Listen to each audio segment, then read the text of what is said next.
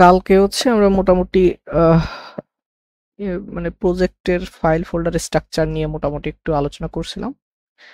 আজকে হচ্ছে রিয়াক্টে আমরা একদম কম্পোনেন্ট থেকে আমরা আলোচনা শুরু করব, কিভাবে কম্পোনেন্ট গুলো তৈরি করতে হবে সেভাবে আমরা আলোচনা করব আজকে থেকে। ঠিক আছে?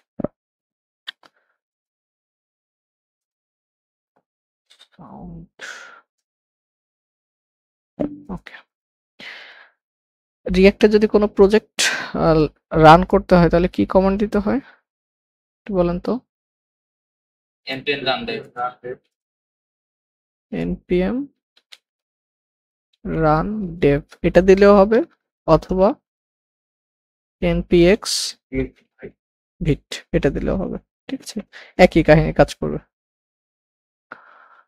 ওকে, আমি এটাকে লাইভ সার্ভার রান করি।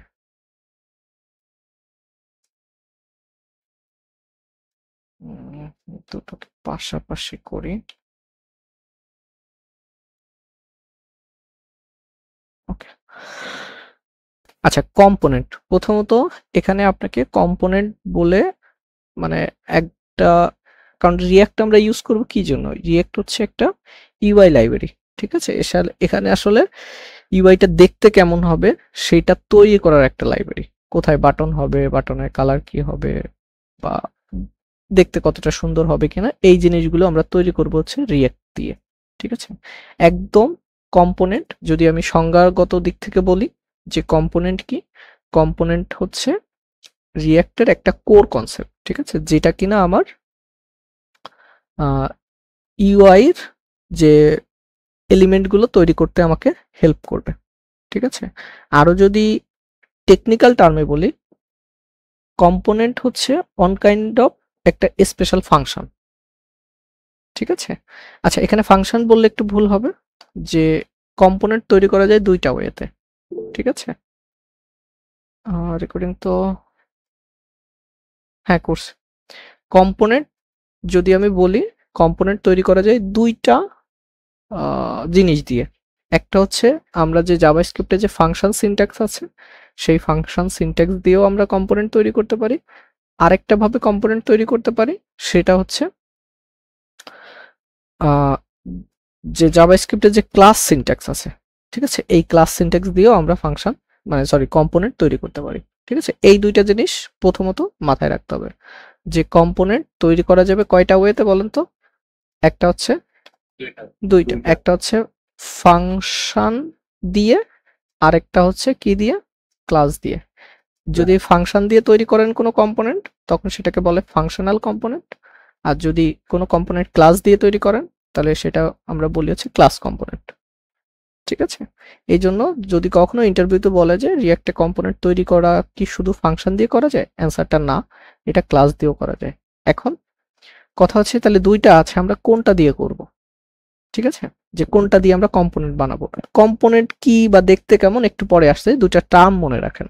যে কম্পোনেন্ট বলে একটা টার্ম আছে, যে কম্পোনেন্টটা আমাকে তো তৈরি করতে হবে। এখন তৈরি করার জন্য আমি ফাংশন দিয়েও কম্পোনেন্ট তৈরি করতে পারি, ক্লাস দিয়েও করতে পারি। এখন প্রশ্ন তাহলে আমি কোনটা দিয়ে করব? বর্তমানে ইন্ডাস্ট্রিতে প্রায় সব কম্পোনেন্টই ফাংশন দিয়ে তৈরি করে। ঠিক আছে, কিন্তু আগে একটা সময় ছিল, তখন মানে বিষয় আছে এরকম, মানে আগের কথা বলতেছি, আগেও দুইটা দিয়ে তৈরি করা হতো, একটা ফাংশন দিয়ে একটা ক্লাস দিয়ে, দুটো দিয়ে কম্পোনেন্ট তৈরি করা হতো। কিন্তু আগে একটা সময় কম্পোনেন্ট তৈরি করতে একটা কম্পোনেন্টের ভিতরে তার নিজস্ব মেমোরি থাকে। ঠিক আছে, একটা কম্পোনেন্টের ভিতরে তার নিজস্ব কিছু স্পেশাল টাইপ কিছু তার মেমোরি থাকে। ঠিক আছে, কি স্পেশাল মেমোরি সেটা নিয়ে পরে আলোচনা করতেছি, যেটাকে আমরা বর্তমানে বলি হচ্ছে স্টেট। ঠিক আছে, কম্পোনেন্টের যে স্টেট থাকে, আগে একটা সময় ক্লাসের ভিতরে শুধুমাত্র এই স্টেট তৈরি করা যেত বা স্টেট ডিফাইন করা যেত অনলি কিসের ভিতরে বলেন তো? কোন মানে কোন জিনিস দিয়ে কম্পোনেন্ট বানালে স্টেট তৈরি করা যেত আগে? ক্লাস দিয়ে। কিন্তু আগে, আমি আবারও কথা বলতেছি, আগে একটা সময়, আগে এই ফাংশনের ভিতরে এই স্টেট তৈরি করা যেত না। এটা define, not define state. Maybe version 18 থেকে মনে হয়, 18 নাকি 16 থেকে এক্স্যাক্টলি মনে নাই। ভাইয়া স্টেটটা আবার একটু বলেন না স্টেটটা। জি বলেন। স্টেটটা আবার একটু আচ্ছা, বলেন। স্টেট হচ্ছে স্পেশাল টাইপ মেমোরি। মেমোরি কি? মেমোরি হচ্ছে আপনার র্যামের ভিতরে ক্ষুদ্র একটা জায়গা। যেমন আপনি যখন একটা ভেরিয়েবল ডিক্লেয়ার করেন, var দিয়ে করেন বা যা দিয়ে করেন, এই যে ভেরিয়েবলটা তৈরি করলেন, তাই না? এই যে ভেরিয়েবলটা, এই ভেরিয়েবলটা তো আপনার কোথাও সেভ করা লাগতেছে। এটা সেভ কোথায় হয় কম্পিউটারে? আপনার পিসির র্যামের ভিতরে। পিসিতে র্যাম আছে না আপনার? বুঝছেন আপু? কথা বলেন।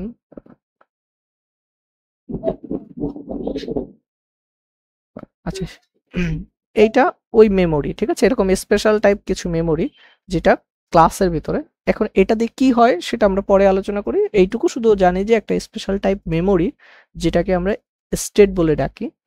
আগে একটা সময় ক্লাসের ভিতরে শুধুমাত্র এই স্টেট তৈরি করা যেত, বাট ফাংশনের ভিতরে তৈরি করা যেত না। যার কারণে এই আগে, আমি কিন্তু আবার বারবার একটা কথা বলছি, আগের কথা। আগে এই ফাংশন দিয়ে যখন কম্পোনেন্ট তৈরি করা হতো, তখন সেই কম্পোনেন্টকে বলতাম আমরা স্টেটলেস কম্পোনেন্ট। Stateless component. আর আগে একটা সময় যখন ক্লাস দিয়ে কম্পোনেন্ট তৈরি করা হতো, তখন তাকে বলা হতো স্টেটফুল কম্পোনেন্ট। ঠিক আছে? এই কারণে দেখেন আমি এখানে RSC একটু দেখেন তো, এখানে মানে এটা কিন্তু আমার স্নিপেট থেকে আসছে। ডান পাশে একটু পড়েন তো কি লেখা, এই যে এই জায়গাটা পড়েন, স্টেটলেস। মানে এই কমান্ডটা দিলে একটা ফাংশন সিনট্যাক্স দিয়ে একটা কম্পোনেন্ট তৈরি করে ফেলে। ঠিক আছে? কিন্তু বর্তমানে মনে হয় 18 ভার্সন থেকে নাকি 16 ভার্সন থেকে যেন রিঅ্যাক্টে এই ফাংশনের ভেতরে স্টেট ডিফাইন, একটু গুগল সার্চ করলে পাওয়া যাবে। মেবি 16 না কত, আমার মনে নেই এক্স্যাক্টলি। ঠিক আছে? এখন বর্তমানে এই স্টেট নিয়ে এত মাতামাতি করার দরকার নেই। স্টেট এখন আমরা উভয় কম্পোনেন্টের ভিতরে স্টেট তৈরি করতে পারি। কিন্তু আগে একটা সময় ফাংশনের ভিতরে কি করা যেত না? স্টেট তৈরি করা যেত না। ঠিক আছে? এই হচ্ছে দুইটা। এখন তাহলে ফাংশন সিনট্যাক্স দিয়ে কম্পোনেন্ট তৈরি করা যাবে। এখন আমরা একটু বুঝে আসি আসলে কম্পোনেন্টটা কি জিনিস। কম্পোনেন্টটা হচ্ছে একটা ওয়েবসাইটের, আমি যদি রিঅ্যাক্ট লিখি, একটা ওয়েবসাইটের ইউআই এর একদম ক্ষুদ্রতম অংশ, যেটাকে আপনি ফাংশন বলে ডিফাইন করবেন, মানে সরি কম্পোনেন্ট বলে ডিফাইন করবেন। দেখেন এই ওয়েবসাইটটার দিকে তাকান, এটা তো একটা ওয়েবসাইট বা ওয়েব অ্যাপ যাই বলে না কেন, একটা পেজ দেখা তো যাচ্ছে। এখানে কি একটা ছবি দেখা যাচ্ছে? এই ছবিটাও একটা কম্পোনেন্ট হতে পারে। কম্পোনেন্ট কি? কম্পোনেন্ট মানে এমন একটা, আপাতত আমরা কম্পোনেন্ট বলতে একটা ফাংশন বলে ডিফাইন করি, হ্যাঁ, যাতে বুঝতে সুবিধা হবে। এমন একটা ফাংশন লিখবো যে ফাংশনটা দিয়ে ওই ফাংশনটা কল করলে এরকম করে একটা ইমেজ জেনারেট হবে। এটা একটা কম্পোনেন্ট। এখানে দেখেন একটা টেক্সট লেখা আছে, তার মানে এটা হতে পারে একটা টেক্সট কম্পোনেন্ট।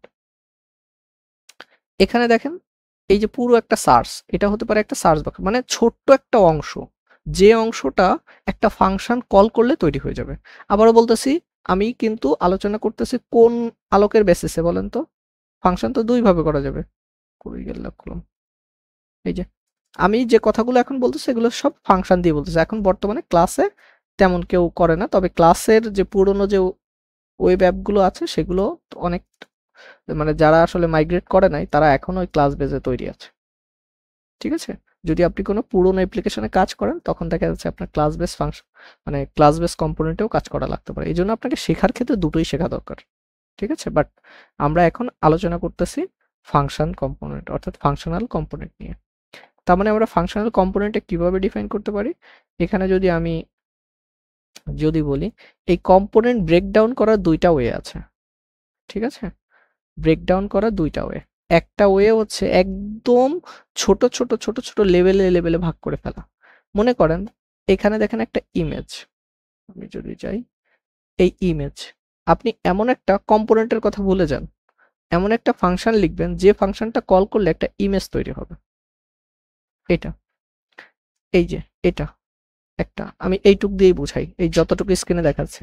তার মানে এখানে এই ইমেজ দুইটা মিলে একটা ফাংশন লিখবো যেটা দিয়ে একটা এইটুকু জিনিস তৈরি হবে, এটা বামে নাকি ডানে এটা ডাজেন্ট ম্যাটার, বাট এরকম একটা ইমেজ তৈরি হবে। এখানে এই যে যে জিনিসটুকু, এইটুকু এইটুকু ইউআই বানাবো, এইটুকু চিত্র বানাবো।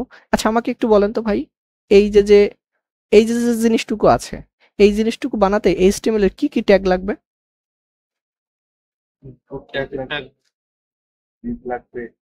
একটা কি লাগবে? একটা আইকন লাগবে না? তারপরে একটা ইনপুট টাইপ সার্চ লাগবে না? তারপরে আর কি লাগবে? এইটার জন্য হচ্ছে কি যেন একটা ইয়ে আছে, এটা আসলে হ্যাঁ ওই টাইপের একটা বাটন ছোট। তার মানে আমি যদি এখানে যদি তাকাই তাহলে এইটুকু বানাইতে, এইটুকু ইউআই বানাইতে কি কি ট্যাগ লাগতেছে? ইনপুট ট্যাগ লাগবে, আইকন লাগবে, আর হচ্ছে ধরে বাটন ট্যাগ লাগবে, এই স্প্যান ট্যাগ লাগবে। আচ্ছা এই কয়টা ট্যাগ রে কম্বাইন করে একটা ফাংশনের ভিতরে র‍্যাপ করে ফেলাটাকেই আমরা বলতেছি একটা কম্পোনেন্ট। বুঝছি? যেমন এখানে দেখেন, এই যে একটা টেক্সট, এই একটা টেক্সট, তারপরে এই যে টেক্সট, এই যে টেক্সট। তার মানে আমি যদি তাকাই এখানে টেক্সট আছে কয়টা? একটা, দুইটা, তিনটা, চারটা। এই যে চারটা টেক্সট আছে, তাহলে এই চারটা টেক্সট মিলে আমি ছোট্ট একটা কম্পোনেন্ট বানাতে পারি। এই টেক্সটগুলো তৈরি হচ্ছে কি দিয়ে? কোন ট্যাগ দিয়ে? পি ট্যাগ বা h1 ট্যাগ বা h2 ট্যাগ, এগুলো দিয়েই তো তৈরি হচ্ছে, তাই না? তার মানে এইগুলো দিয়ে আমি একটা ট্যাগ তৈরি মানে একটা কম্পোনেন্ট বানাতে পারি, যে কম্পোনেন্টটা আমি কল করলে, কম্পোনেন্ট মানে স্পেশাল টাইপ অফ একটা ফাংশন, যে ফাংশন দিয়ে কল করলে আমার এরকম একটা টেক্সট জেনারেট হবে। এটা বামে থাকবে নাকি ডানে থাকবে এটা ডাজন্ট ম্যাটার, আমি এরকম একটা তৈরি করতে পারলে হচ্ছে, মানে এইচটিএমএল স্ট্রাকচারটা তৈরি করে ফেলতে পারলে হচ্ছে। দেখেন এখানে বাটন দেখাচ্ছে দুইটা, এখানে দুইটা, তার মানে আপনি দুইটার জন্য দুইটা কম্পোনেন্ট বানানোর দরকার নেই, আপনি এমন একটা ফাংশন বানাবেন। আচ্ছা এই বাটনটা তৈরি করতে আপনার কতটুকু এইচটিএমএল লাগবে বলেন? HTML তো বেশি লাগবে না ভাই। আমাকে শুধু এইচটিএমএল বলেন, সিএসএস ডাজন্ট ম্যাটার। একটা বাটন ট্যাগ নিলেই হচ্ছে। আচ্ছা বাটন ট্যাগ, তার ভিতরে একটা লেখা থাকবে, একটা বাটন ট্যাগ, তার ভিতরে একটা লেখা থাকবে, তার মানে এই বাটন ট্যাগ আর লেখা মিলে আমি একটা ফাংশন লিখবো, ওই ফাংশনটাই হচ্ছে আমার একটা কম্পোনেন্ট। এটা হচ্ছে একদম গ্রানুলার লেভেলে ভাগ করে ফেলা। এই যে এখানে এইগুলো কি বলেন তো? ছোট ছোট কি লিংক না? লিংক না এগুলো, যে এখানে ক্লিক করলে এই পেজে চলে যাবে। তার মানে আপনি লিংক বলে একটা, আচ্ছা এই লিংকটুকু বানাতে এইচটিএমএল এ কি ট্যাগ লাগবে? এ ট্যাগ। তার মানে আপনি এমন একটা ফাংশন লিখবেন যে ফাংশনটা একটা এ ট্যাগ রিটার্ন করে।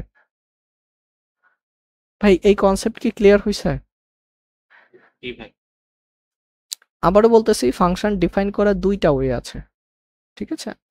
এখন পর্যন্ত আমার এক্সিস্টিং নলেজ পর্যন্ত এখন যেটা বলে দুইটা ওয়ে আছে। একটা হচ্ছে একদম গ্রানুলার লেভেল পর্যন্ত ভেঙে ফেলা, মানে এরকম ছোট ছোট ছোট ছোট পার্টগুলোকে আমি ভেঙে ফেলবো। এটা কিন্তু আমার একটা টেক্সট, এটা একটা টেক্সট, এটা টেক্সট, এই যে উপরে একটা টেক্সট, এই ছোট ছোট ছোট ছোট পার্টে ভেঙে ফেলবো।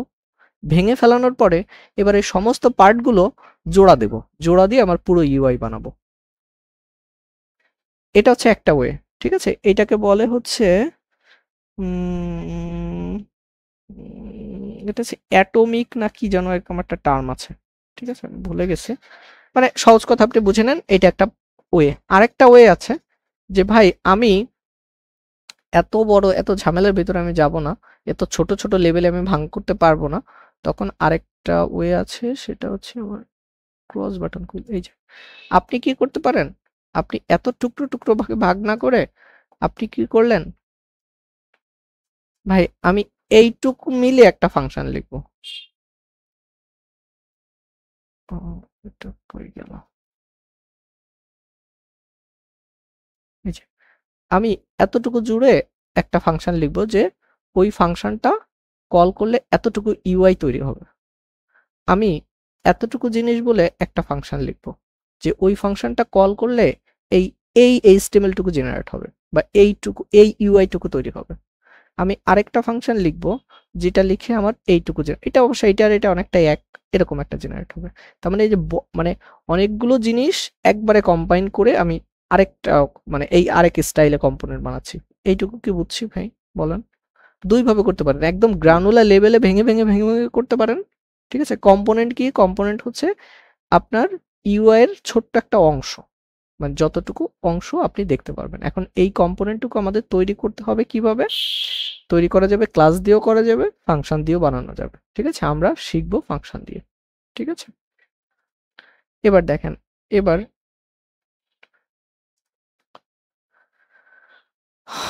আর এখন প্রশ্ন, তাহলে আমরা এরকম ছোট ছোট ভাগে কম্পোনেন্ট তৈরি কেন করব? এটা তো আমরা HTML দিয়েই তো লিখতে পারি। ঠিক আছে? এটা একটা প্রশ্ন আসতে পারে, কারণ কম্পোনেন্ট, আচ্ছা আমাকে একটু বলেন তো, একটা ফাংশন তৈরি করে এটা কি বারবার কল করা যায়? জি। তার মানে কি, আমি একটা ফাংশন তৈরি করলাম, ফাংশন বডি লিখছি একবার, ওটাকে 100 বার কল করলে ওই জিনিসটা 100 বার তৈরি হবে না? ঠিক। তার মানে এটা রিইউজেবল করার জন্য, মানে আমার ছোট্ট একটা অংশ যেন বারবার আমার ওয়েবসাইটে লেখা না লাগে, আমি একবার লিখে রাখবো, ওয়েবসাইটে যতবার প্রয়োজন হবে ওই অংশটুকু কল করে দিলে, মানে ওই কম্পোনেন্টটা কল করে দিলে ওই অংশটুকু অটোমেটিক্যালি জেনারেট হবে। ঠিক আছে? এখন একটা কম্পোনেন্ট কিভাবে আমরা তৈরি করব? এখানে একটা কম্পোনেন্ট, আমি এটাকে বাদ দিলাম, আমি এই জায়গাটায় এসআরসির ভিতরে, হ্যাঁ, চেষ্টা করবেন অন্য একদিন আমি দেখাই দিব না, এখানে আমি কম্পোনেন্টস, আচ্ছা আমি হয়তো ভালোভাবে এক্সপ্লেন দিতে পারে নাই, আপনারা একটু বলেন তো ভাই, কম্পোনেন্ট বলতে আপনি কি বুঝছেন, আমাকে একটু বলেন তো, তাহলে আমি বুঝতে পারবো না যে আপনি আসলে বুঝতে পারছেন কিনা। কম্পাইলার হিসেবে প্রথমত একটা ফাংশন নিতে দিব, জি, এটা রিটার্ন করবো হচ্ছে ভাই যে না আমি কম্পোনেন্ট কিভাবে তৈরি করব আমি সেটা জানতে চাই না, আসলে কম্পোনেন্টটা কি, আমি সেইটা জানতে চাচ্ছি। মানে কম্পোনেন্টটা কি, আপনি একটা ওয়েবসাইট দেখে এখানে কম্পোনেন্ট কিভাবে ডিফাইন করবেন যে এইটা একটা কম্পোনেন্ট, এটা একটা কম্পোনেন্ট, কিভাবে তৈরি করবো সেটা আমি দেখাই দিচ্ছি। ভাইয়া সিমিলার লুক থাকবে আর ডাটাগুলো থাকবে ডিফারেন্ট। জি, সিমিলার লুক, দেখতে একই হইব কিন্তু ডাটাগুলো থাকবে ডিফারেন্ট ডিফারেন্ট ডাটা কি। হ্যাঁ এটা একটা টেকনিক হতে পারে, বাট আমি ওইরকম ভাবে অ্যান্সার চাচ্ছিলাম না, আমি চাচ্ছিলাম একটা ওয়েবসাইটের একটা ওয়েবসাইটের ছোট ছোট অংশ আর অংশ একটা, হ্যাঁ বলেন। যেগুলাকে আমি সাধারণত ক্রিয়েট করব রিইউজেবিলিটির জন্য। জি, ছোট ছোট অংশ, মানে আপনার ইচ্ছা, আপনার মনে হলো যে এই ইমেজটার জন্য আমি একটা ফাংশন লিখবো, ফাংশন মানে যেটা, ফাংশন মানে কম্পোনেন্ট, যে ফাংশন লিখবো ওই ফাংশনটা যতবার কল করবো এইটুকু জিনিস তৈরি হবে, এটাই হচ্ছে কম্পোনেন্ট। বুঝছেন? আপনি যদি ভাই একবার, যদি আমি অনেস্টলি বলতেছি, একবার যদি এই গ্রানুলার লেভেলে কম্পোনেন্ট ভাগ করার মজাটা পেয়ে যান, আপনি জীবনে কোনোদিন এই কম্বাইন লেভেলে কম্পোনেন্ট বানাবেন না। ভাইয়া ছোট ছোট কম্পোনেন্ট নিয়ে কাজ করতে কিন্তু অনেকটাই সুবিধা হয়, কাজের জন্য অনেক ভালো আমার হয়, কথা তাই না? বুঝছেন ভাই? জি আমি একটু আগে বলছি যে কম্পোনেন্ট ডিফাইন করা যাবে দুইটা ভাবে বলছিলাম, একটা বলছিলাম একদম টুকরো টুকরো করে ফেলবো, টুকরো টুকরো পার্টে ভাগ করে ফেলবো, এটা একটা ওয়ে, আরেকটা আছে কি অনেকগুলো মিলাই একটা বানাবো। বুঝছি এই দুইটা কথা। একবার যদি ওই টুকরো টুকরো পার্টের মজা পেয়ে যান, তাহলে আপনি কখনোই এই বড় পার্টের ভিতরে আসবেন না। ঠিক আছে? আচ্ছা যাই হোক, তাহলে আমরা একটা কম্পোনেন্ট তৈরি করা যাবে। আচ্ছা আমি এখানে একটা কম্পোনেন্ট ফোল্ডার নিয়েছি, হ্যাঁ, কম্পোনেন্টস মানে এখানে অনেকগুলো থাকবে।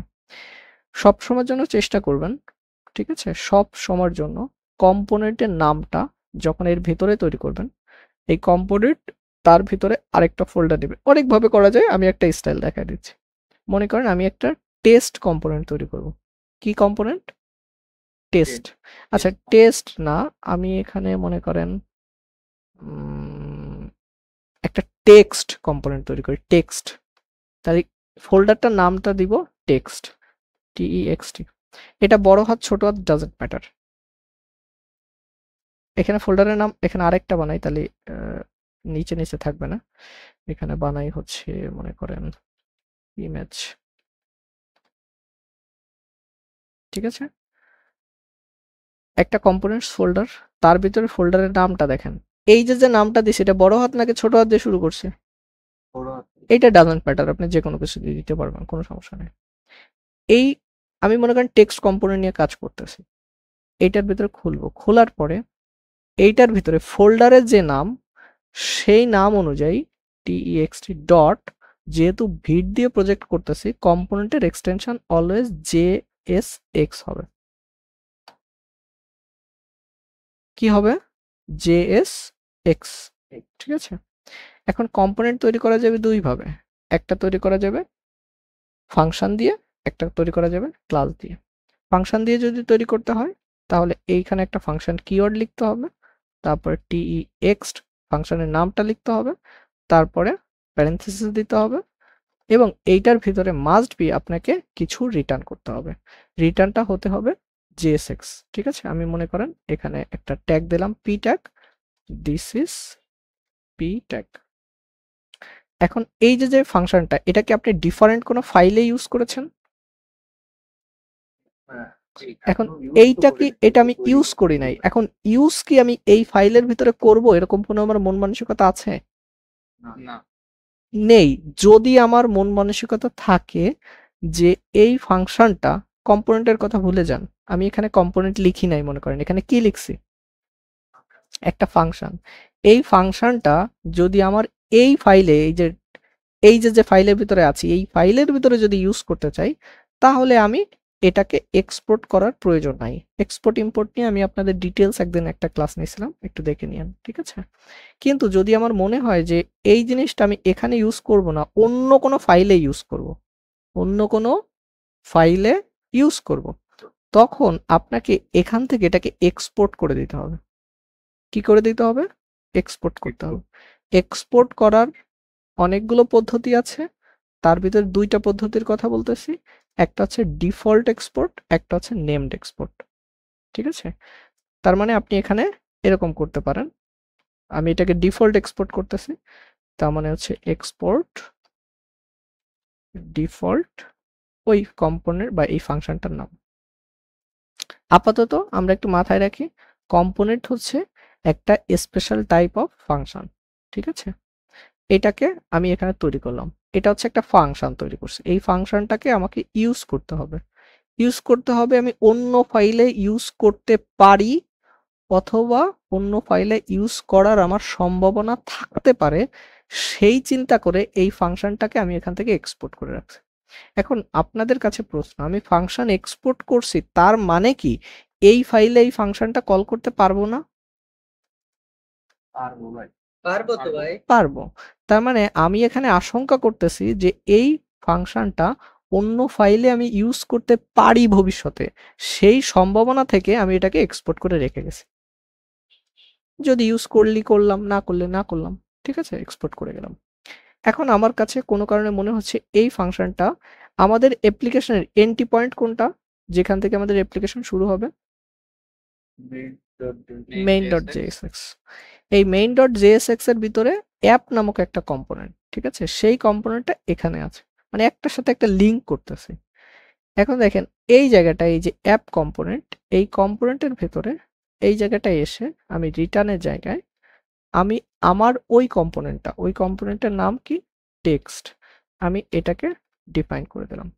এখন এটাকে এভাবে দিলে কাজ করবে না। কেন কাজ করবে না? কারণ এটা আমার ওই এখান থেকে ইম্পোর্ট করা নাই, কারণ এইটা তো এই ফাইলের ভিতরে বানানো নাই, এটা আমার এই ফাইলের ভিতরে বানানো নাই, যার কারণে এটা কাজ করবে না। তাহলে এটাকে ইম্পোর্ট করতে হবে। তাহলে ইম্পোর্ট করার জন্য এটা আমার ওই যে সাজেশনটা দিচ্ছে, প্রথমে হচ্ছে ইম্পোর্ট সিনট্যাক্স লিখতে হবে, নামটা লিখতে হবে। ওইখান থেকে আমি ডিফল্ট এক্সপোর্ট করেছিলাম, এই নামটা যেহেতু ডিফল্ট এক্সপোর্ট করছি, এখানে নামটা আমি যে কোনো নামে গ্রহণ করতে পারবো। কি বলছি একটা কথা বলেন কেবল? ভাবে এক্সপোর্ট করলে যে কোনো নামে পাওয়া যাবে, পাওয়া যাবে, কিন্তু বেস্ট প্র্যাকটিস হবে, যেহেতু আমি কম্পোনেন্টের নাম কি, কম্পোনেন্ট ওখানে যে ইম্পোর্ট করলেন ওটা .js কিংবা .jsx দিতে হবে না? সেটা পরে কথা আসতেছি। এখানে যে কি নাম দিছে, টেক্সট। তাহলে ওই নামেই এখানে আমি লিখবো, তাহলে আমার জন্য সিঙ্ক করতে বুঝতে সুবিধা হবে। আচ্ছা, এই নামে কম্পোনেন্ট আমার আছে, বুঝতে পারছি। আর এখানে ডট, এই যে রিয়াক্টের ক্ষেত্রে, এই এক্সপোর্ট ইম্পোর্টের ক্ষেত্রে এখানে .jsx দিলেও হবে, না দিলেও হবে। আর এটা তো ফাইল পাথ, এটা তো বুঝছি, এটাকে ব্যাখ্যা করা লাগবে না। এটা আমি সেভ করলে, এখন এখানে যদি আসি, কম্পোনেন্ট কিভাবে বুঝবো? কম্পোনেন্টে হওয়ার শর্ত কোনগুলি? কোনো শর্তমর্ত নাই। আপনি একটা ইউআই দিকে তাকাবেন, তাকানোর পরে আপনার কাছে যদি মনে হয় যে এই জিনিসটুকু তৈরি আমি করব একটা ফাংশন কল দিয়ে, একটা ফাংশন কল করব, এইটুকু তৈরি হবে, তাহলে সেটাই একটা কম্পোনেন্ট। আপনার যদি মনে ইচ্ছা হয় যে না আমি এই জিনিসটুকু বানাবো, আমি একটা সরাসরি এরকম লিখবো না, একটা ফাংশন কল করে বানাবো। যদি এই জিনিসটুকু কোনো একটা ফাংশন কল করে বানান, সেটা একটা কম্পোনেন্ট। এখানে টেক্সট এটা কি একটা কম্পোনেন্ট? এটা একটা কম্পোনেন্ট, ঠিক আছে। এখন দেখেন কিছু কম্পোনেন্টের কিছু শর্তের কথা যেহেতু আসছে, কয়েকটা শর্ত আছে। 1 নাম্বার, আচ্ছা আগে দেখি এটা আমার ইউআই তে রেন্ডার হয়েছে কিনা। এই যে দেখেন পি ট্যাগ, ঠিক আছে। তার মানে আমার একটা কম্পোনেন্ট তৈরি করতে হবে, সেই কম্পোনেন্টটাকে যদি আমি অন্য ফাইলে ইউজ করতে চাই, তাহলে অবশ্যই তাকে কি করতে হবে? এক্সপোর্ট করতে হবে। এক্সপোর্ট করার সময় এখানে কি নাম দিয়েছি? টেস্ট। ইম্পোর্ট করার সময়ও সেম নাম নেওয়াটা ভালো, কিন্তু আমি চাইলে এগুলো কি করে নিতে পারি? পরিবর্তন। তার মানে এটা আসছে টেস্ট, আপনি চাইলে এটার নাম SUM সুমন দিয়ে রিসেট করতে পারবেন। না বুঝলে বলবেন, একদিনে আল্লাহর রাস্তায় ভাইয়া। সব শেখানোর আমার ইচ্ছা নাই। বলেন। একটা ফাইলের মধ্যে কি একটা কম্পোনেন্টই লেখা যাবে না একাধিক লেখা যাবে? একাধিক লেখা যাবে, একটা ফাইলের ভিতরে একটা কম্পোনেন্ট। আচ্ছা কম্পোনেন্ট জিনিসটা কি টেকনিক্যাল ভাষায়? ক্ষুদ্র পার্ট। না, ওই মানে প্রোগ্রামিং এর ভাষায়, ওটা তো ইউআই এর ভাষায় বলছি। প্রোগ্রামিং এর ভাষায় কি কম্পোনেন্ট? বারবার ইউজ করে না, প্রোগ্রামিং এর ভাষায় ফাংশন। প্রোগ্রামিং এর ভাষায় একটা কম্পোনেন্ট মানে কি? জাভাস্ক্রিপ্টের কি একটা ফাংশন। ফাংশন। এখন বলেন একটা ফাইলে কি একটা ফাংশন লেখা যায়? না, অনেক লেখা যায়। তাহলে সেম আপনার অ্যান্সার আপনি পাইছেন। আপনার যত ইচ্ছা লিখতে পারবেন, কিন্তু আমরা ফাইল ফোল্ডার সাজায় রাখবো। মানে সিম্পল একটা বিষয়। আপনি বলেন আপনার একটা শোকেজ আছে বা একটা ওয়ার্ড্রপ আছে, এখন সেই ওয়ার্ড্রপের ভিতরে কি আমি আমার রাতের খাবার রাখবো? বলেন বলেন, রাখবো না। মানে এটা তো নিজের কাছে সাজানো গোছানোর বিষয়, আমি কোথায় কোনগুলো বানায় বানায় রাখবো, ঠিক আছে। আচ্ছা যাই হোক, তার মানে এখানে একটু দেখান এই যে টেস্ট ফাংশনটা, আর এখানে .jsx দিতে হবে ইম্পোর্ট করার সময়? না, দিলেও হবে, না দিলেও হবে, ঠিক আছে। এখন আমি এটা গেলাম এবং এটাকে রিনেম করে নিছি না আমি। এখানে দেখেন কি নামে এটা ছিল, অরিজিনাল নাম কি ছিল? টেক্সট। আমি কি নামে নিছি? সুমন। এটা আমি নিতে পারবো। কেন নিতে পারবো? কারণ ওটা কি ছিল বলেন তো? ডিফল্ট এক্সপোর্ট করা ছিল। এটাকে বলে ডিফল্ট এক্সপোর্ট। এখন প্রশ্ন, আরেক ধরনের এক্সপোর্ট আছে, সেটাকে আমরা কি এক্সপোর্ট বলি? Named export. নেমড এক্সপোর্ট করার সময় আপনাকে এখানে একটা অবজেক্টের পেটের ভিতরে র্যাপ করে দিতে হয় জিনিসটাকে। একটা অবজেক্টের পেটের ভিতরে র্যাপ করে দিতে হয়। এখন অবজেক্টের পেটের ভিতরে র্যাপ করে দিলেন, এবার যদি দিই, এবার দেখেন এটা পাচ্ছে না। তাহলে এখন দেখেন অবজেক্টের ভিতরে র্যাপ করে দিয়েছেন, ভালো করে দেখেন। আমি যদি ইরোরের দিকে যাই, এখানে বলতেছে এটা পাচ্ছে না, does not provide export name default, ঠিক আছে। ও বুঝে ফেলছে যে আপনি এটা ডিফল্ট এক্সপোর্ট হিসেবে আপনি এখানে রিনেম করছেন। তাহলে এদিকে একটু তাকাই, তাহলে এই ফাংশনটা বা এই কম্পোনেন্টটা এটা আপনি পাঠাইছেন কোন রূপে? এদিকে তাকান। না না, ওভাবে ওই অবজেক্টের ভাবে, টেকনিক্যাল ভাষায় আসে অবজেক্টের ভাবে। তাহলে এটা ইম্পোর্ট করার সময়ও আপনার এখানে একটা অবজেক্টের ভিতরে নিতে হবে। এখন অবজেক্টের ভিতরে এটাকে আপনি যে নামে আছে সেই নামে আগে রিসিভ করতে হবে, যে নামে আছে সেই নামে রিসিভ করতে হবে। ডিফল্ট এক্সপোর্টের ক্ষেত্রে সেই নামে রিসিভ করার দরকার ছিল না। আপনি যে কোনো কিছু অটোমেটিক্যালি নিতে পারছেন। এখন তাহলে এই এক্সপোর্টকে আমরা কি এক্সপোর্ট বলবো? তাহলে নেমড এক্সপোর্টের ক্ষেত্রে আমরা কোন সুবিধাটা হারালাম? মানে যে কোনো নাম নিতে পারবো না। নিতে পারবো না, এই সুবিধাটা হারাইলাম। ডিফল্ট একটু পরে আসেন, আমি আসতেছি।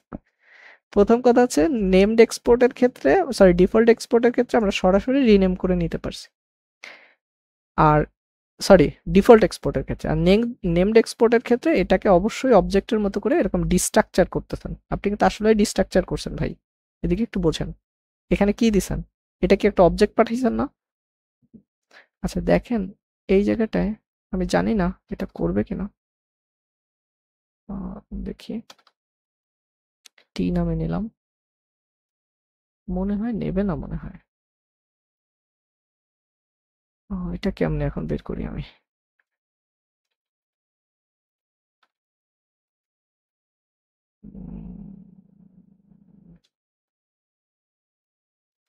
টি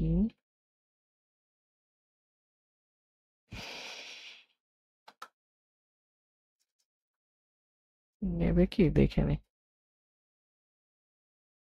একই তো কথা হয়ে যাওয়ার কথা।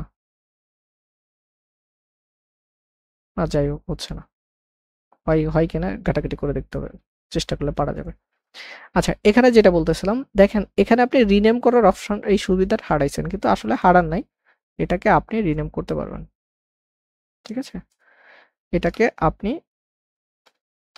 এখানে এটাকে কিভাবে ধরতে হবে, সেকেন্ড ব্র্যাকেটের ভিতরে টেস্ট।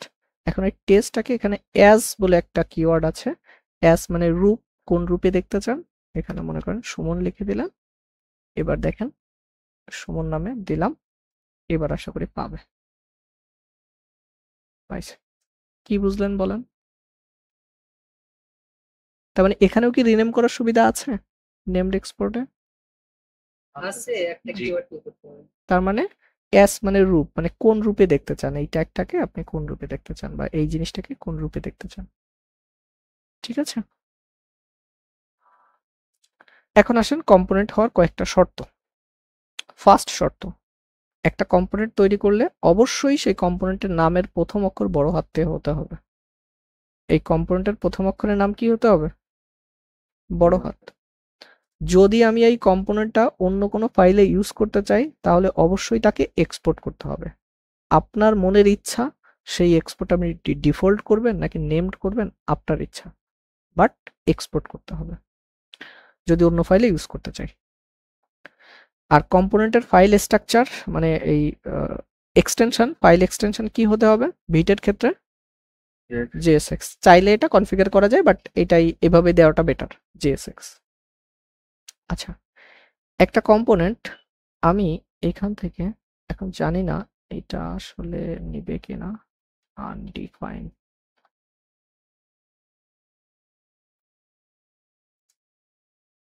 এখন এই ভার্সন গুলোতে এগুলো মানে আপডেট করে ফেলছে, ইরর তো দেয় না।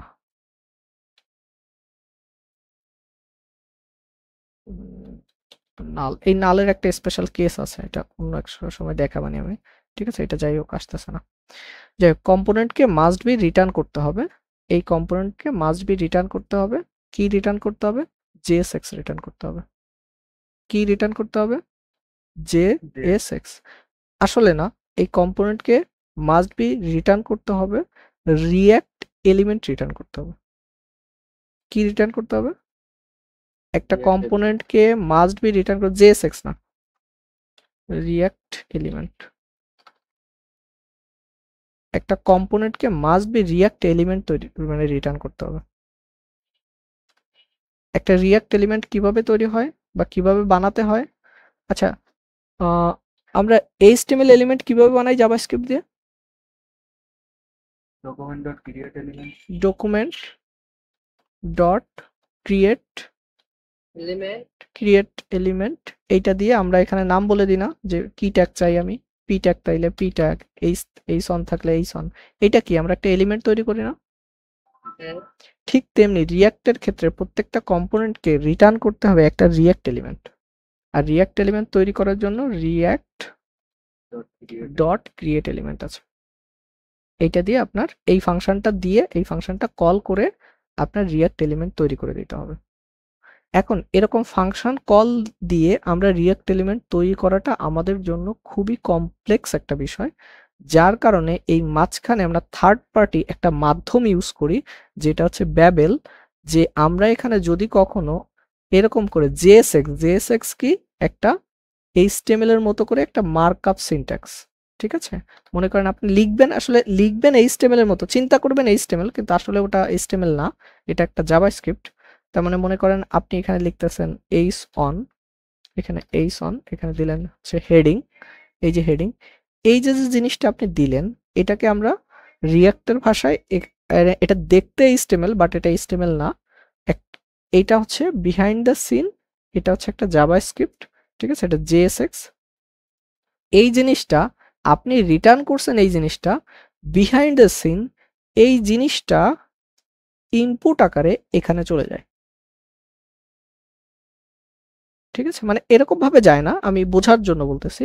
ইনপুট আকারে এই জিনিসটা এই ফাংশন ঘুরে আসে, এই ফাংশনটা ঘুরে আসে, তখন আপনার বিহাইন্ড দ্য সিন আপনি এখানে এরকম ভাবে লিখলেও এটা আসলে বিহাইন্ড দ্য সিন ব্যাবেল এটাকে তৈরি করে দেয় ক্রিয়েট এলিমেন্টে। কথা কি বুঝছেন? যার কারণে আমরা বলি, কারণ এভাবে আমরা কখনোই কাজ করি না, এই কারণে আমরা বলি যে একটা কম্পোনেন্ট মাস্ট বি রিটার্ন করবে জেএসএক্স। কিন্তু আসলে একটা কম্পোনেন্ট ওই আপনি জেএসএক্স রিটার্ন করতেছেন, বিহাইন্ড দ্য সিন কি রিটার্ন হচ্ছে বলেন তো, বলেন বিহাইন্ড দ্য সিন কি? React element. আপনি চাইলে ভাই এখানে এই কাজটা করতে পারেন, দেখেন একটা রিয়াক্ট এলিমেন্ট তৈরি হয় কিভাবে, দেখেন এটাকে ইম্পোর্ট করতে হবে, এই যে এটা ইম্পোর্ট করলাম, এর ভেতরে আপনি প্রথমে দিবেন হচ্ছে ট্যাগের নাম, মনে হয় হ্যাঁ, প্রথমে দিবেন মনে করেন এইস, আমি 3 দিলাম, তারপরে হচ্ছে নাল, তারপরে হচ্ছে দিস ইজ হেডিং 3। এটা যদি আমি সেভ করি, এই দেখেন দিস ইজ হেডিং 3 আসছে। এখন কি আপনি জেএসএক্স রিটার্ন করেছেন? না ভাই। এইটাই হয়, আপনি রিটার্ন করে দেন জেএসএক্স, আপনার ওই জেএসএক্সটা নিয়ে পিছনে একটা থার্ড পার্টি লাইব্রেরি আছে, যে লাইব্রেরিটা কি বলেন তো, ব্যাবেল। ওই লাইব্রেরিটা আপনাকে এরকম করে এই কাজটুকু তারা করে দেয়, এরকম করে একটা রিয়াক্ট এলিমেন্ট তৈরি করে দেয়। বুঝছেন? জি ভাই। এইখানে একটা ছোট্ট একটা প্রশ্ন, আগের দিন মনে হয় ব্যাখ্যা করছিলাম, একটা ফাংশন কল, আমি আপনাদের অনেকবার বলছি ভাই, অনেস্টলি বলতেছি, আপনি যদি ভাই জাভাস্ক্রিপ্টে স্ট্রং না হন, এইসব ফ্রেমওয়ার্ক লাইব্রেরি আপনার কাছে খুব মানে পেইন দিবে। এখানে প্রত্যেকটা জিনিসই ভাই জাভাস্ক্রিপ্টের কনসেপ্ট। এখন এগুলো যদি না জানেন, এটা আপনার ব্যর্থতা। এখানে মনে করেন এফএন একটা ফাংশন, সেই ফাংশনটা এখানে একটা ডেমো ফাংশন লিখছেন। আচ্ছা, ফাংশন আমি বড় হাত ছোট হাত যে কোনোটাই লিখতে পারি, কনভেনশন আলাদা। এই ফাংশনটা যখন আপনি কল করবেন, এই ফাংশনটা যখন আপনি কল করবেন, কল করার সময় এখানে কি প্যারামিটার পাঠাবেন না? জি। এই প্যারামিটার গুলো কি কখনো স্টেটমেন্ট হতে পারে? না ভাই। এই প্যারামিটার গুলো মাস্ট বি কি হতে হবে?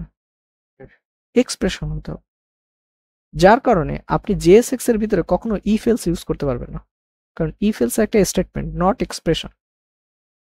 আপনি এখানে যে জেএসএক্স গুলো লেখেন, এখান থেকে যে জেএসএক্স গুলো লিখবেন, ওই জেএসএক্স গুলো একটা এই ফাংশনের কি হিসেবে চলে যাবে বলেন তো? ইনপুট হিসেবে। এই ফাংশনের কি হিসেবে ঢুকবে?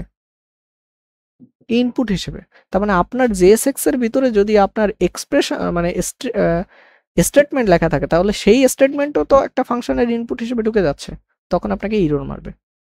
ঠিক আছে, যাক এটা অনেক অন্য কাহিনী, এগুলো নিয়ে আপনি ভাই এই এক্সপ্রেশনের এই ঝামেলার ভিতরে না যে, আপনি শুধু একটা জিনিস মনে রাখেন, একটা কম্পোনেন্ট মাস্ট বি কি রিটার্ন করবে? React element. আর ওই রিয়াক্ট এলিমেন্টটা আমরা সরাসরি না লিখে এখানে জেএসএক্স রিটার্ন করে দিই, আর জেএসএক্সটাই তলে তলে কি এলিমেন্ট তৈরি হয়ে যায় ব্যাবেলের মাধ্যমে। আচ্ছা, আমরা যদি এখানে দেখি প্যাকেজ ডট জেসন এর ভেতরে ওরা কি ব্যাবেল ইনস্টল এখানে করছে? আচ্ছা, এখানে মেবি করে নাই, এটা হচ্ছে এই লাইব্রেরি গুলো এদের ভিতরে করছে। আমরা যদি এখানে যাই, এখানে খোঁজেন তো, এই যে দেখেন ব্যাবেল আছে, পাইছেন ব্যাবেল? জি ভাই। ঠিক আছে, এই জন্য এই ব্যাবেলটা কে ইউজ করতেছে বলেন তো? এই ব্যাবেলটা কে বানায়, মানে কার দরকার? আচ্ছা, আমি একটু ঘাটাঘাটি করি, এটা আমি নিজে কখনো দেখি নাই, ভালো লাগতেছে করি। এটা তো রিয়াক্ট লাইব্রেরি করবে তাই না? রিয়াক্টের কোড বেস করে রিয়াক্ট ডম, রিয়াক্টের প্যাকেজ ডট জেসনে যাই, প্যাকেজ ডট জেসনে কম্পাইলার রান টাইম নোড, এরা যে কেমনে লিখছে, যদি আমি বুঝতে পারতাম তাহলে তো এখানে থাকতাম না। যাই হোক, এই খুঁজে টুজে বের করতে হবে, এখন আর সময় লাগবে না। ঠিক আছে, মানে সোজা কথা ভাই, এই যে জিনিসটা, আচ্ছা এটা কি রিয়াক্ট ডম প্যাকেজের ভিতরে গেছে? দেখি তো, ফাইল রিয়াক্ট কোথাও আছে কিনা। দেখেন একটা মজার বিষয়, দেখেন এটা কোন লাইব্রেরি, রিয়েক্ট এখানে আবার বার্ন নিয়ে আসছে, ড্যানো নিয়ে আসছে, ওয়ার্কার থ্রেড নিয়ে আসছে, নোড নিয়ে আসছে। মজা দেখছেন? ড্যানোর নাম শুনছেন? জি ভাই। এই দেখেন এই জিনিসগুলো এরা কিন্তু তলে তলে পেটের মধ্যে এরাই ইউজ করে। যাক, ওটা কোনো কথা না। তার মানে আমরা এইটুকু শিখতে পারলাম যে একটা কম্পোনেন্ট মাস্ট বি একটা রিয়াক্ট এলিমেন্ট রিটার্ন করবে, এবং সেই রিয়াক্ট এলিমেন্টটা আমরা আসলে এইভাবে তৈরি করি না, আমরা লিখে দিই JSX, ব্যাবেলের সাহায্যে ওটা কিসে কনভার্ট হয়ে যায়, রিয়াক্ট এলিমেন্ট। ঠিক আছে, শুধু এইটুকুই। আর কি ও, তাহলে আমরা কখনোই এভাবে লিখবো না, আমরা লিখবো এরকম করে, এইস এইস এইস 2 দিলাম, হেডিং, এটা হেডিং 2, এগুলোকে কমেন্ট করে রাখি, হেডিং 2। আচ্ছা,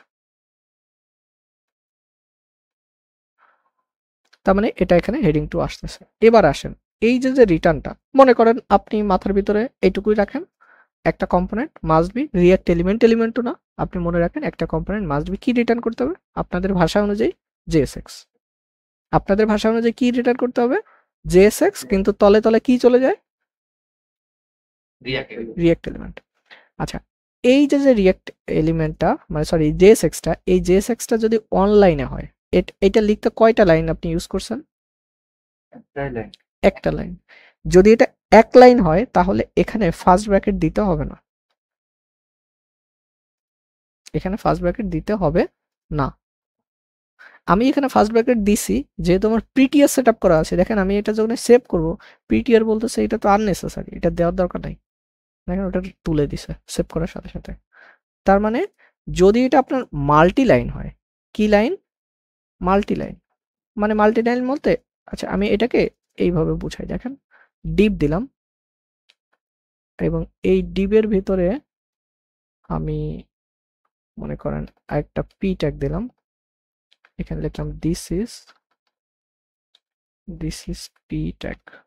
আচ্ছা ট্যাগ না, পি JSX না, ট্যাগই লিখে, আপনি চিন্তা করবেন ট্যাগের মতো, কিন্তু আসলে এগুলো একটাও ট্যাগ না, এগুলো কি বলেন তো, JSX। ঠিক আছে, মানে রিয়াক্ট এলিমেন্ট হচ্ছে সবগুলো। আচ্ছা এবার দেখেন আপনার লাইন কতগুলো ইউজ করছেন, একটা দুইটা তিন চারটা লাইন ইউজ করছেন না? যখন একাধিক লাইন ইউজ করবেন তখন এই রিটার্নের পরে মাস্ট বি কি দিতে হবে, আসবে। এইটা নিয়ে কখনোই আপনার মাথা ঘামাইতে হবে না যদি আপনি প্রিটিআরটা সেট আপ করেন, যদি প্রিটিআর এক্সটেনশনটা সেট আপ করেন, এটা নিয়ে আপনার কখনোই মাথা ঘামাতে হবে না, ও অটোমেটিক্যালি কোথায় কি বসাতে হবে ও বসাই দিবে। ঠিক আছে, আচ্ছা এখন আমরা যে কম্পোনেন্ট, এই কম্পোনেন্টটা আমি হচ্ছে কি ইম্পোর্ট করছি, এই কম্পোনেন্টটা মানে কোন ধরনের ইম্পোর্ট, নেম সরি এক্সপোর্ট। তাহলে এটাকে আমি এখন ডিফল্ট করে দিই, আমার মানে এটা না করলে হয়তো, বাট আমি করতেছি ডিফল্ট। আর এখান থেকেও চলে যাই, text,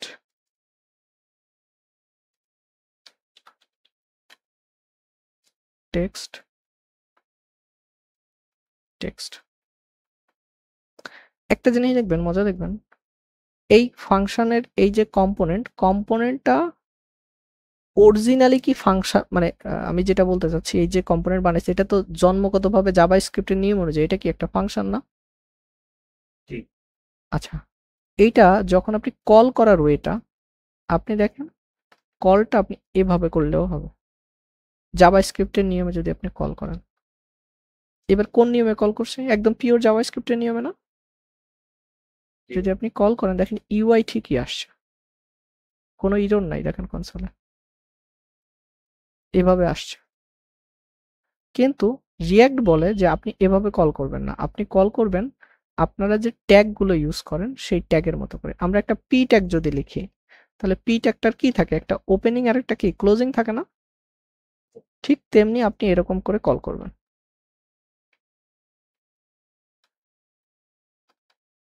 self closing tag. Self closing অথবা ওপেনিং এন্ডিং দুটো দিই, কোনো সমস্যা নেই। এইভাবে আপনি কল করবেন। যদি এইভাবে কল করেন, এটা কে বলে দিছে কল করতে কিভাবে? এটা বলে দিছে রিঅ্যাক্ট। যে তুমি কোনো একটা ফাংশন বানাইছো, সেই ফাংশনটাকে যদি তুমি কম্পোনেন্টের মর্যাদা দিতে চাও, তুমি বলতে ডেভেলপার, তুমি যদি এটাকে কম্পোনেন্টের মর্যাদা দিতে চাও, তাহলে তুমি জাভাস্ক্রিপ্টের নিয়মে কল করবা না, তুমি আমার দেখানো নিয়মে কম্পোনেন্টটা কল করবা।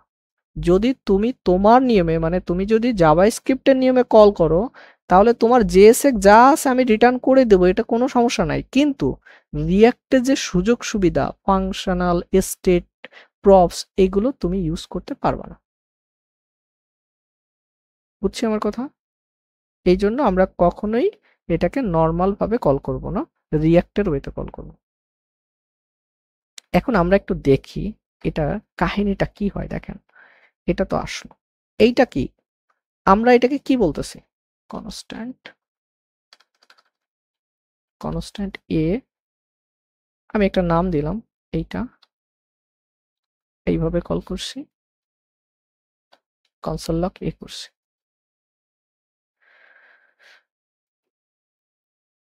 এইটা একটু তাকান তো, এটা হচ্ছে অরিজিনালি সেই ওই আপনাকে বললাম না বিহাইন্ড দ্য সিন, ওই যে ইসে কল হয়ে যায় রিঅ্যাক্ট এলিমেন্টে, এই হচ্ছে তার রূপ।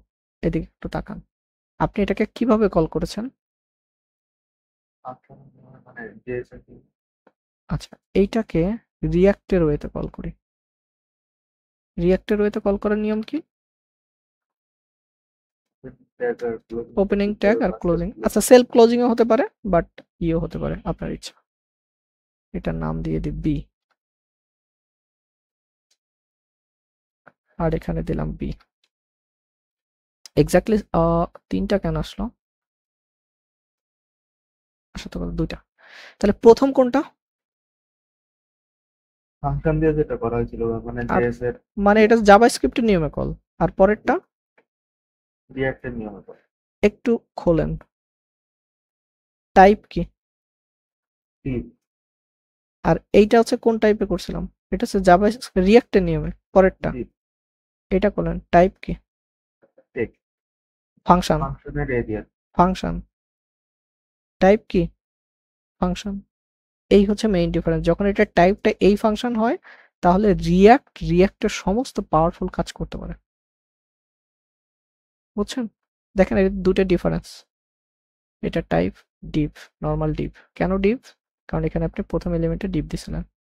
ওটা অ্যাজ এ HTML এর যে ইয়াগুলো সেইভাবে ট্রিট করতেছে, কিন্তু এটাকে একটা টাইপ, সে কোন টাইপ বানায় নিছে এরকম করে। বুঝছেন এইটুকু? তার মানে আমরা অলওয়েজ কোন ভাবে কল করব? রিঅ্যাক্টের রিঅ্যাক্টের নিয়মে কল করব। রিঅ্যাক্টের নিয়ম মানে এই যে ওপেনিং এবং ক্লোজিং ট্যাগের মতো করে, HTML ট্যাগের মতো করে কল করব। ঠিক আছে? আচ্ছা, রিঅ্যাক্ট এলিমেন্ট উইথ, আচ্ছা আরেকটা জিনিস এটা দেখায় আজকের মতো। কত বাজে? আচ্ছা, এখন আধা ঘন্টা 20 মিনিট নেওয়া যাবে, এটা বাদ। এরপরে আরেকটা জিনিস একটু একটু দেখেন, এগুলো তো আপনারা মেইন ক্লাসে করছেন, বাট আমি জাস্ট কিছু ওভারভিউ দিয়ে যাচ্ছি যাতে করে আপনাদের সুবিধা হয়। আচ্ছা, এই কম্পোনেন্টটা যদি কখনো এদিকে তাকান, একটা কম্পোনেন্ট, মানে একটা কম্পোনেন্ট না, আচ্ছা কম্পোনেন্ট তো মানে একটা ফাংশন। একটা ফাংশন কয়টা জিনিস রিটার্ন করতে পারে একসাথে? একটা। তার মানে এইটা আপনি কখনোই এরকম করতে পারবেন না। এখানে মনে করেন এইস,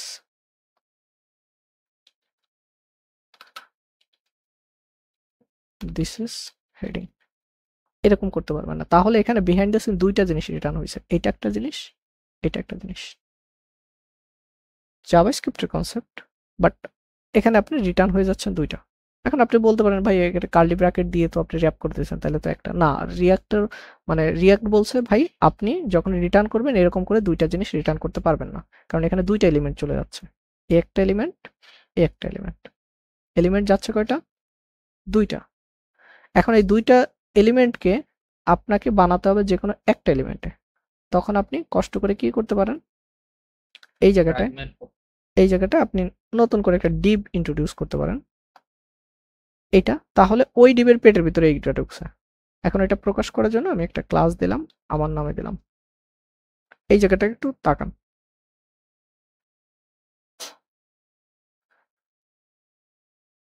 এই ক্লাসটা দিয়ে র্যাপ হয়েছে। মানে আপনার অরিজিনালি এখানে বলেন তো আপনার উদ্দেশ্য কি ছিল? উদ্দেশ্য কি এই দুইটা রিটার্ন করার প্রয়োজন ছিল না? উদ্দেশ্য ছিল কয়টা জিনিস রিটার্ন করার? দুইটা জিনিস। কিন্তু দুইটা জিনিস তো রিটার্ন করতে পারতেছেন না, তাই আপনি বাধ্য হয়ে কি আরেকটা ডিভের সাহায্য নিছেন না? জি। আরেকটা জিনিসের সাহায্য নিছেন। এখন প্রশ্ন হলো এই সাহায্য নেওয়ার ফলে আপনার ক্ষতি কি হইলো? ক্ষতি হয়েছে এটা আরেকটা ডিবের ভিতরে র্যাপ হয়ে গেছে ডমে। এখন আপনি যদি মনে করেন যে না আমি এই দুইটাই রিটার্ন করব কিন্তু আলাদা করে এরকম যেন র্যাপ না হয়, কি কারণে র্যাপ হচ্ছে, র্যাপ হলে আমার ক্ষতি কি, এটা আমি ডাজন্ট ম্যাটার, আমি চাচ্ছি না এরকম করে র্যাপ হোক, তখন আপনাকে কষ্ট করে এখানে এমটি ট্যাগ বা এটাকে আমরা বলি ফ্র্যাগমেন্ট, এরকম করে ফ্র্যাগমেন্ট আকারে দিতে হবে, এরকম করে ফ্র্যাগমেন্টে র্যাপ করে দিতে হবে। তাহলে দেখেন ওইটা আসবে না। ঠিক আছে, দেখেন এই যে রুটের ভিতরে এই দুটো আসছে। ফ্র্যাগমেন্টকে আরেকভাবে ইউজ করা যাবে, সেটা হচ্ছে এই জায়গাটায়, এটা হচ্ছে এটা একটা নাম আছে কি ফ্র্যাগমেন্ট, এটা হচ্ছে এমটি ফ্র্যাগমেন্ট বলে। ঠিক আছে, এমটি না কি যেন এরকম একটা নাম আছে। এই ফ্র্যাগমেন্ট ইউজ করার আরেকটা ওয়ে আছে, সেটা হচ্ছে আপনার এখানে ফ্র্যাগমেন্ট বলে একটা কথা আছে, ফ্র্যাগমেন্ট বলে একটা কম্পোনেন্টই আছে এরকম ফ্র্যাগমেন্ট, সেটা রিয়াক্ট থেকে ইম্পোর্ট করে নিতে হবে। এটাও যদি দেন আপনার এক্স্যাক্টলি সেম কাজ করবে। এখন প্রশ্ন, এই ফ্র্যাগমেন্ট কথাটা কখন লিখবো আর কখন এটাকে এমটি ছেড়ে দিব? যদি কখনো এখানে সহজে বলে যাই, যদি কখনো কি কারণে আপনারা এগুলো পড়ছেন এই জন্য বলে যাই, যদি কখনো এখানে কি ইউজ করতে হয় বা কোনো একটা অ্যাট্রিবিউট পাস করার প্রয়োজন, যে কোনো একটা অ্যাট্রিবিউট এখানে পাস করার আপনার প্রয়োজন আছে, তখন এইটা দিবেন। আর যদি কখনো মনে করেন যে আমি র্যাপ করব, আমার কোনো অ্যাট্রিবিউটের প্রয়োজন নাই, তখন এরকম করে এমটি ছেড়ে দিবেন। ঠিক আছে, ওকে। আর এখানে আলোচনার মতো করে কম্পোনেন্ট ব্রেকডাউন এলিমেন্ট, এটা তো বলে দিলাম। আচ্ছা, ইউআই এলিমেন্ট এক্সপোর্ট ইম্পোর্ট এটা বলছি। আচ্ছা, আরেকটা জিনিস আমরা কখনোই করব না, আচ্ছা সেটা আমি আগে থেকে বলে যাই। এখানে একটা ফাংশনের পেটের, আচ্ছা রিয়াক্টের ভাষায় বা রিয়াক্ট বলতে আমাদের এই ভাষায় কম্পোনেন্ট মানে কি? একটা ফাংশন, তাহলে একটা ফাংশনের বডির ভেতরে কি আরেকটা ফাংশন তৈরি করতে পারি? আচ্ছা, তার মানে একটা ফাংশনের বডির ভিতরে আরেকটা ফাংশন আমরা তৈরি করতে পারি। এখন সেই ফাংশনটাকেও যদি আমি কম্পোনেন্ট বানাতে চাই তাও পারি। মানে এখানে যদি আপনি এরকম চান যে সুমন বলে আরেকটা কম্পোনেন্ট তৈরি করবেন যেটা রিটার্ন করবে, মনে করেন এরকম কিছু একটা রিটার্ন করবে, তার মানে এই যে কম্পোনেন্ট, এইটাও একটা কম্পোনেন্ট। মানে এটা আপনি কখনোই করবেন না, একটা কম্পোনেন্টের পেটের ভিতরে কখনো আরেকটা কম্পোনেন্ট, পেটের বলতে এইটার স্কোপের ভিতরে, এই স্কোপের ভিতরে এরকম করে আরেকটা কম্পোনেন্ট আপনি কখনোই তৈরি করবেন না। এটা যদি আপনার তৈরি করার প্রয়োজন হয় এটার বাইরে তৈরি করবেন। মনে থাকবে এই কথাটা?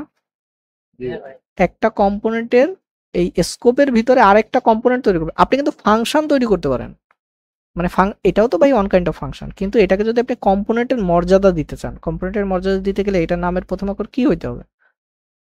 বড় হাত। কিন্তু আমি তো এরকম করতেই পারি। আপনি যদি মনে করেন যে না এটাকে আমি কম্পোনেন্ট হিসেবে ট্রিট করব না, এটাকে আমি নরমাল ফাংশন হিসেবে, আপনি তো করতে পারেন। কিন্তু এটাকে যদি আপনি কম্পোনেন্টের মর্যাদা দিতে চান তাহলে এটা কখনোই করবেন না, বাট আপনি করতে পারেন, বাট এটা আপনি কখনোই করবেন না। যদি এরকম প্রয়োজন হয় আপনি বাইরে তৈরি করবেন।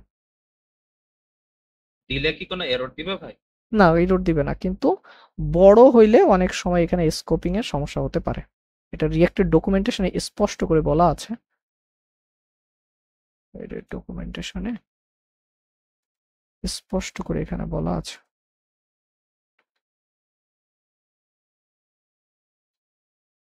এই যে দেখেন নেভার নেস্টেড দেয়ার ডেফিনেশন। এখানে দেখেন এই যে বলছে never define component inside another component, মানে এটা বোঝাতে চাচ্ছে গ্যালারি একটা কম্পোনেন্ট, তার পেটের ভিতরে আরেকটা কম্পোনেন্ট, এটা বলতেছে এটা কখনোই আপনি করবেন না। আপনাকে বেস্ট প্র্যাকটিস হিসেবে কি বলতেছে, এটা বলতেছে এরকম আপনি সেপারেট আলাদা জায়গায় বানান। বুঝছেন? জি ভাই। জি ভাই। এই জন্য এটা এরা রিয়াক্টের ডকুমেন্টেশনই বলে দিয়েছে, তার মানে এটা আমরা কখনোই করব না। ঠিক আছে?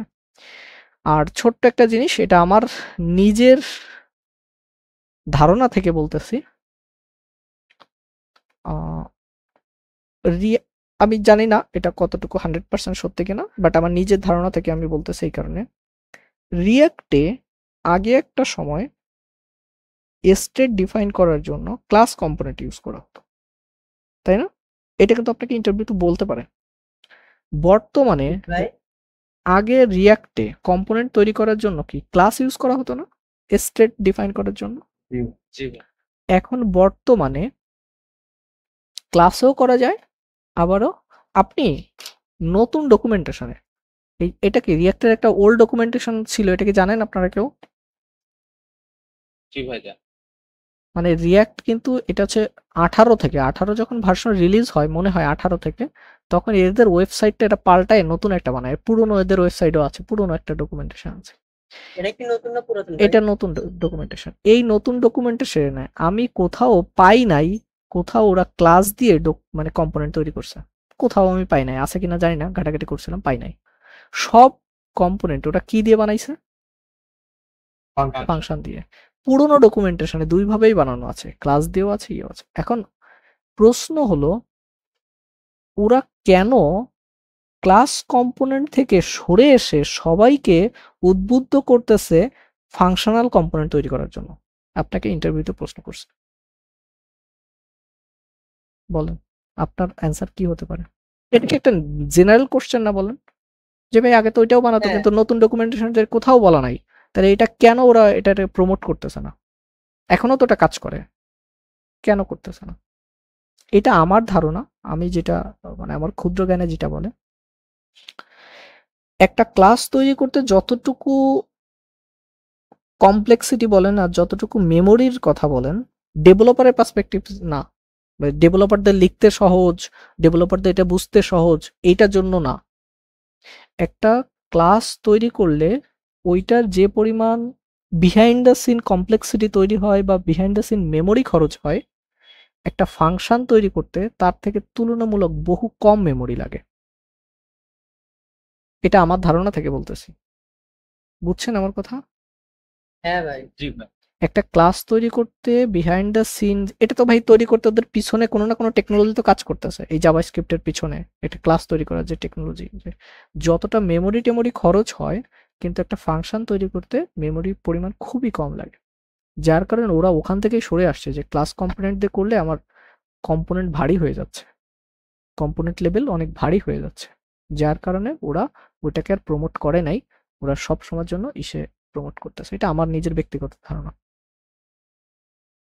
বুঝছেন? এটা নিয়ে একটু ঘাটাঘাটি করবেন, আপনারা একটু পড়াশোনা করবেন, আরো যদি কোনো নতুন ধারণা পান আমাকে জানাবেন। তাহলে মোটামুটি আমরা কম্পোনেন্ট তো মোটামুটি বুঝছি যে কিভাবে কি তৈরি করবো কিনা, আর কিভাবে কল করব, আর এখানে দেখাও দিলাম যে কোনভাবে কল করলে কি হয়, এটা টাইপটা কি হয়। ঠিক আছে? আর মনে হয় এখানে দেখানোর মতো কিছু নাই। আর অ্যাট্রিবিউট পাঠাতে হয় ক্যামেলকে, সেটা অন্য একদিন দেখে দেবেন। কম্পোনেন্ট নিয়ে কি আর কোনো এখানে যারা আছেন মোটামুটি কোর্সের সাথে অ্যালাইন আছেন, আমাকে একটু বলেন। এছাড়া কি আপনাদের আর কোনো কনফিউশন আছে কিনা কম্পোনেন্ট নিয়ে, বলেন।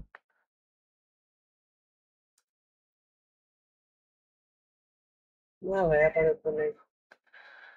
তাহলে সোজা কথা, একটা কম্পোনেন্ট হচ্ছে ফ্র্যাগমেন্ট কেন ইউজ করবো সেটাও তো বললাম, ক্রিয়েট রিয়েক্ট এলিমেন্ট এটাও বলছি, মোটামুটি সবকিছুই বলে দিছি। আর আপনি কম্পোনেন্ট চুজ করবেন কিভাবে?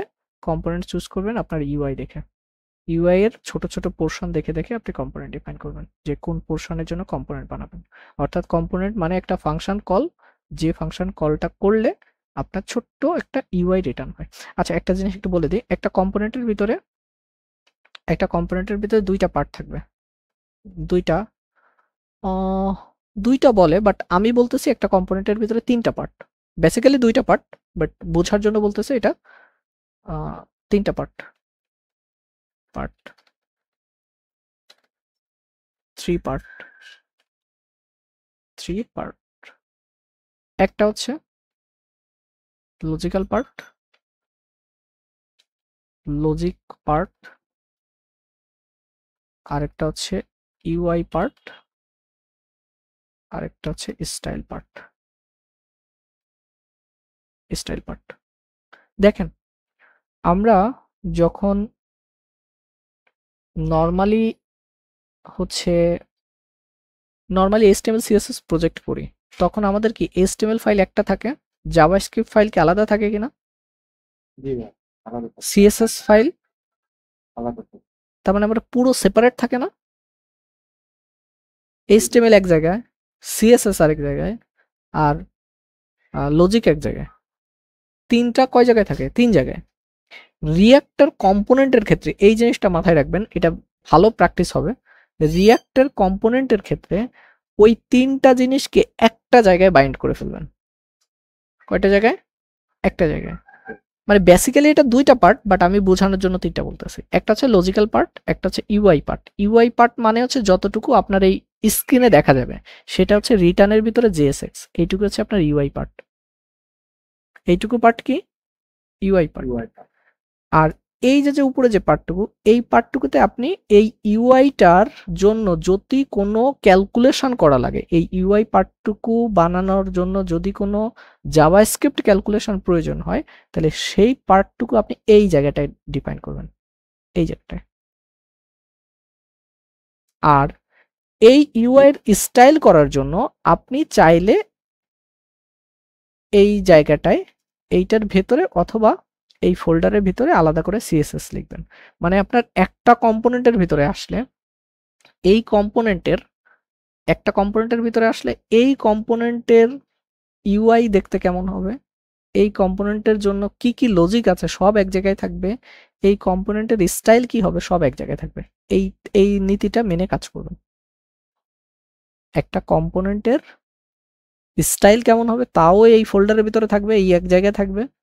এটার জন্য ইউআই কি হবে তাও এক জায়গায় থাকবে, এটার জন্য লজিক কি থাকবে তাও এক জায়গায় থাকবে। এক একটা কম্পোনেন্ট ছোট, এক একটা মানে ওই এক জায়গায় সব থাকবে, লজিক তারপরে হ্যান ত্যান সব আলাদা আলাদা, মানে একটা জায়গার ভিতরে কম্বাইন থাকবে। ঠিক আছে ভাই? স্টাইলটা কোথায় দিবেন? জি, এই কম্পোনেন্টের মধ্যে স্টাইলটা কোন জায়গায় দিবেন? স্টাইলটা বেসিক্যালি আমি এখান থেকে ইম্পোর্ট করে নিয়ে আসবো, অথবা এখানেই আমি স্টাইল লিখতে পারি। এখানে লজিকের মাঝে? এখানেই, হ্যাঁ, এখানে অবজেক্ট আকারে এখানে স্টাইল লেখা যাবে লজিকের মাঝে, লজিক্যাল পার্টের ভিতরে। বুঝছেন? অর্থাৎ আপনার স্টাইল জাভাস্ক্রিপ্ট কোডের মধ্যে লিখে দেই। জাভাস্ক্রিপ্ট কোডই তো লিখতেছেন এখানে। কোনটুকু জাভাস্ক্রিপ্ট কোড? মানে যে আমরা লজিক্যাল যে পার্টটুকু লিখবো না ওইখানে এখানেই আপনি স্টাইল করবেন, এখানে আপনি লজিক লিখবেন, আর এখানে আপনার ইউআই দেখাবেন। ঠিক আছে, আমি পরের দিন দেখাই দেব কিভাবে করবেন। এবং স্টাইলটা এখানে রাখলে কমপ্লেক্সিটি বেড়ে যায়, তাই ফাইলের নিচে রাখি আমরা। আর যদি কোনো ফ্রেমওয়ার্ক ইউজ করেন তাহলে এই CSS লিখতেই হয় না, এখানে সরাসরি ওই কোড বেসটুকু বসাই দিলে হয় লাইব্রেরির। বুঝছেন? বুঝছে।